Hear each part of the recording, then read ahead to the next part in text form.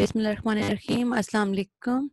I'm Sumaira Altaf, and today we are here with the topic data protection and security. So let's start our topic.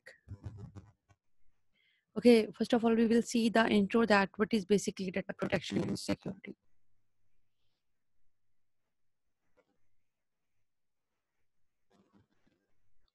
Okay. सो हम लोग जब भी information security की बात करते हैं सो पहला जो हमारा कंसर्न आईटी वर्ल्ड में होता है वो ये है कि हम अपने डाटा को सिक्योर कैसे करेंगे। आपको पता है कि आप लोग इंटरनेट पे बहुत कुछ शेयर कर रहे हो, बहुत सारी इंफॉर्मेशन शेयर कर रहे हो। हम लोग अपना डाटा, अपनी ईमेल्स, अपनी बैंक लिस्ट, सब कुछ जो है वो अपने पीसी पे ओपन कर रहे होते हैं, यानी कि इंटरनेट पे ओपन कर रहे होते हैं। इसके अलावा हम अपनी यूज़र आईडी और पासवर्ड यूज़ करते हैं।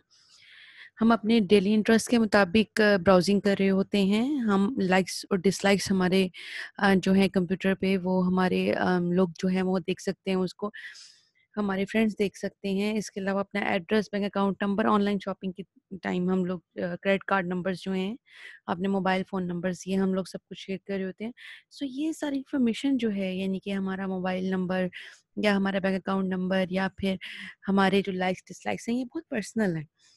तो ये अब आप जिनके साथ शेयर कर रहे हो उनके अलावा किसी और के पास नहीं जाने चाहिए, ठीक है? सो इस बारे में हमें क्या करना है, कैसे करना है, हमें कौन-कौन सी कॉमन हमारे पास इश्यूज़ आते हैं, हम उनको देखेंगे आज। इसके अलावा जितने भी बिज़नेस यूज़र्स होते हैं या हम जैसे नॉर्मल जो लोग होते हैं, हम लोग ये जानते हैं कि इंफॉर्मेशन टेक्नोलॉजी में हैकिंग, फिशिंग ये हर टाइम हो रही होती है।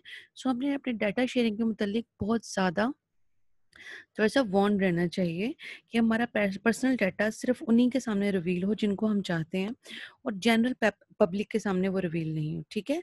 और अगर ये हमारा बिज़नेस जो डाटा, पर्सनल डाटा जो होता है, ये अगर लीक आउट हो जाएगा, एक्सेस हो जाएगा, तो ये लोगों को हमसे फ्रॉड करने में, हमें हैरेस करने में हेल्प आउट करेगा, जो कि हम कभी भी नहीं चाहेंगे, ठीक है? इसके अलावा ये डाटा क्रिमिनल एक्टिविटीज़ के लिए भी यूज़ किया जा सकता है। सो बहुत कम लोग जो हैं इंटरनेट पे वो ये जानते हैं कि आप अपने डाटा को सिक्योर कैसे करना है, कहाँ-कहाँ से आपको सिक्योरिटी वार्निंग्स मिलती हैं और आपने उनको अवॉइड कैसे करना है, कैसे अपना डाटा सिक्योर करना है, कैसे अपनी पर्सनल इन्फॉर्मेशन सब तक शेयर नहीं करनी है।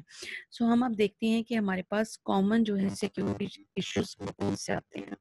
ठीक है, हमारे पास जो पहला डाटा सिक्योरिटी इशू आता है, वो हमारी डाटा प्राइवेसी होती है। डाटा प्राइवेसी क्या है कि जो भी हम अपना प्राइवेट डाटा है, वो अपने बहुत ही क्लोज़ रिलेशंस तक, बहुत ही ज़रूरत हो तो शेयर करने, अदरवाइज़ स्ट्रेंजर्स के साथ तो बिल्कुल भी शेयर नहीं करें।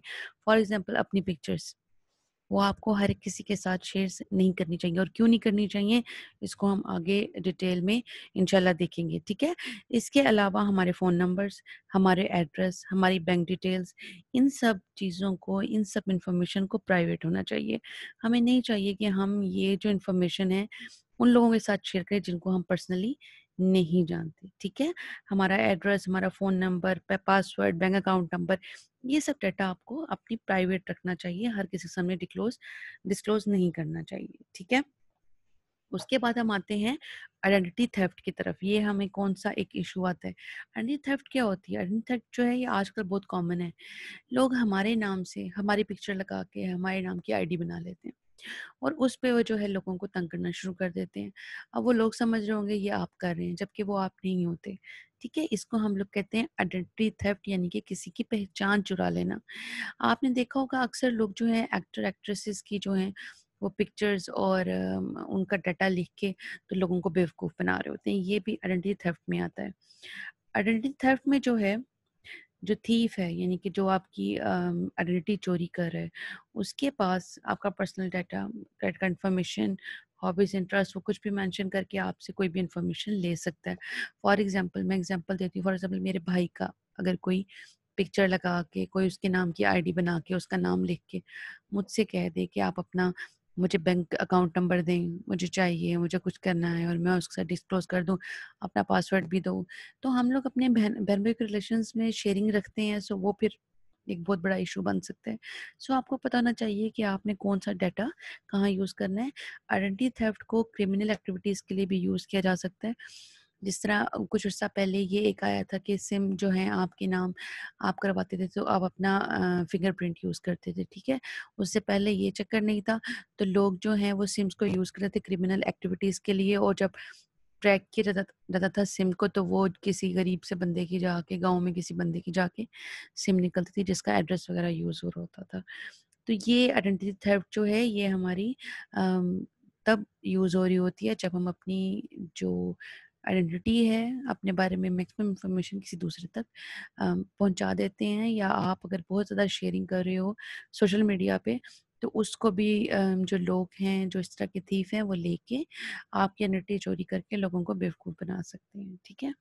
तीसरी चीज़ जो हमें कॉमन सिक्योरिटी इशू आता है वो डाटा इंटीग्रिटी का आता है। डाटा इंटीग्रिटी के बारे में हम लोग लास्ट चैप्टर में बहुत डिटेल में पढ़ चुके हैं कि हमारा डाटा इनकम्प्लीट हो, डाटा जो है सेंसिबल नहीं हो, या फिर वो एक्यूरेट नहीं हो, तो हमें ये जो है डाटा वेबसाइट्स के ऊपर जब हम लोग इस तरह का देते हैं, तो वो हमें सिक्योरिटी का उसका इशू रहता है, और वो जो है वो कंप्लीट नहीं होता, तो हमारी जो एक डिटेल्स हैं वो नहीं वो आएँगी। फॉर एग्ज़ाम्पल आप ऑनलाइन शॉपिंग कर रहे हैं, लेकिन अपनी डिटेल्स आप सारी पूरी नहीं देते, तो आपकी प्रोडक्ट्स आपके घर तक नहीं पहुँचेगी, जबकि कटिंग हो सकता है आपके क्रेडिट कार्ड से हो चुकी हो।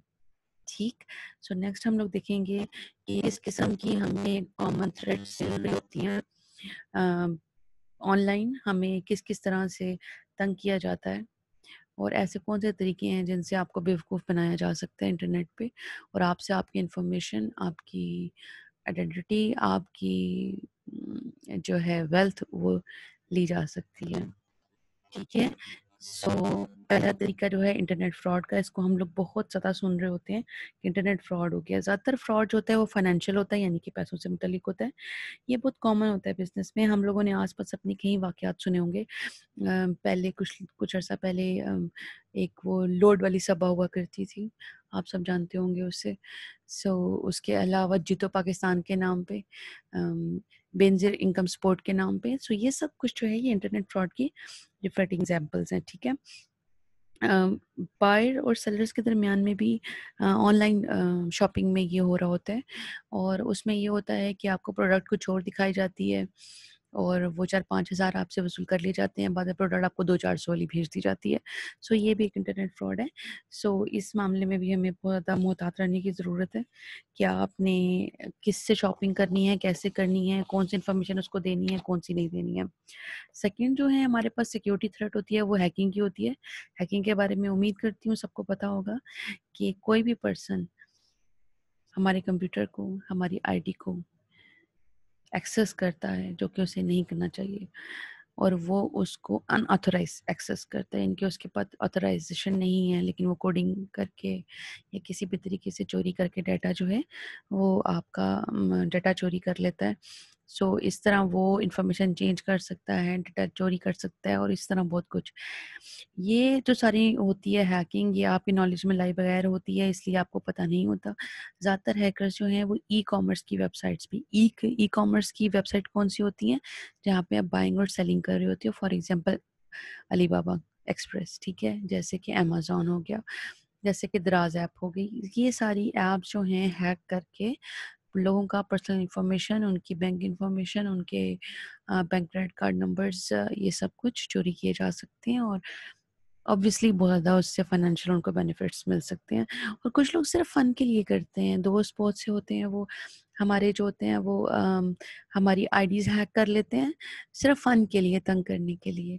तो हैकिंग किसी भी सूरत में वो अच्छी नहीं है, ठीक है? वो लीगल नहीं है। तीसरी चीज़ आती है फ़िशिंग। फ़िशिंग क्या होती है? फ़िशिंग में आप लोग क्या करते हो कि फ़िशिंग में कोई कंपनी फेक बना के, फॉर एग्ज़ाम्पल हमारा बैंक है मुस्लिम कमर्शियल बैंक, ठीक है?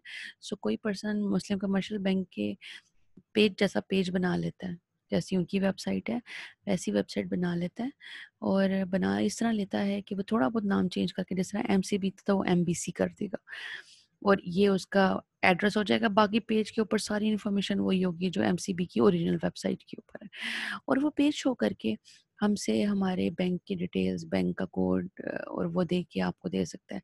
फॉर एग्ज़ाम्पल कहता है शॉपिंग करना है तो ये लिंक क्लिक करें और अपनी जो है बैंक डिटेल्स मेंशन करें। आप बजाय खुद डायरेक्टली बैंक की वेबसाइट खोलने के, जो वहाँ पे लिंक होता है बैंक का, वो क्लिक कर देते हो।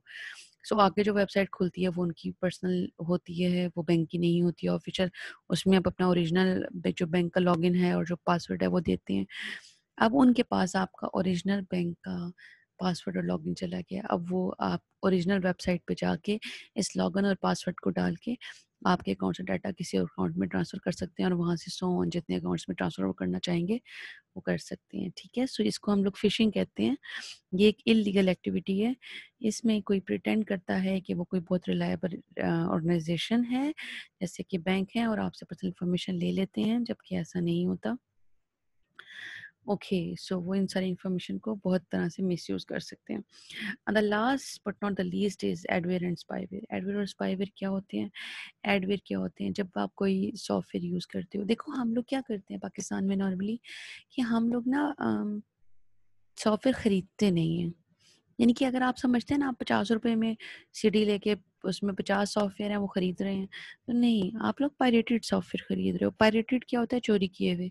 किसी ने पैसे लगा के इंस्टॉल किया और उसके बाद उस प जो उसकी की होती है, उसको कहते हैं प्रोडक्ट की होती है, प्रोडक्ट आईडी होती है, उसको लगा के उसने उसके आगे से 50,000 सीढ़ियाँ बना के सेल आउट कर दी। सो उसको तो प्रॉफ़िट ही प्रॉफ़िट है। लेकिन वो पायरेटेड सॉफ्टवेयर होता है, उसके अंदर कुछ ना कुछ चीज़ें मिसिंग होती हैं, वो परफेक्ट सॉफ्टवेयर नहीं होते, ठीक है? सो उनके साथ अक्सर हमें जो एक वायरस की तरह का ही होता है जिसको हम एडवेयर कहते हैं, वो हमारे कंप्यूटर में बार-बार एड्स चलाता रहता है। बहुत सी वेबसाइट्स ऐसी हैं कि उन्होंने एडवेयर रखे होते हैं साथ। आप फॉर एग्ज़ाम्पल मोबाइल फ़ोन आपने सर्च किया, तो उसके बाद आपकी फ़ेसबुक पे या जौन-सा भी आप सोशल मीडिया यूज़ करते हैं, इंस्टा यूज़ करते हैं, कुछ भी, सो उस पे मोबाइल्स के ऐड बहुत आने लग जाएँगे, तो ये एडवेयर की किस्म है। कि आपको एड्स दिखाने लग जाता है आपकी लाइक्स के मुतालिक, ठीक है? और दूसरी चीज़ है स्पाईवेयर। स्पाई का मतलब आप लोग को पता होगा जासूसी करना। तो स्पाईवेयर ऐसे सॉफ्टवेयर होते हैं जो इसी तरह के पायरेटेड सॉफ्टवेयर के साथ आते हैं और ये आपके कंप्यूटर से आपकी पर्सनल इन्फॉर्मेशन, आपकी ईमेल, पासवर्ड्स, आपकी bank details, credit card numbers, ये सब कुछ चोरी करके उस कंपनी तक पहुँचाते हैं। सो ये भी एक बहुत होता है और स्पाईवेयर जो होता है वो हार्मलेस ज़्यादा होता है, सॉरी ज़्यादा हार्मफुल होता है इन केस कि एडवेयर तो आपको सिर्फ ना एड्स दिखा रहा है।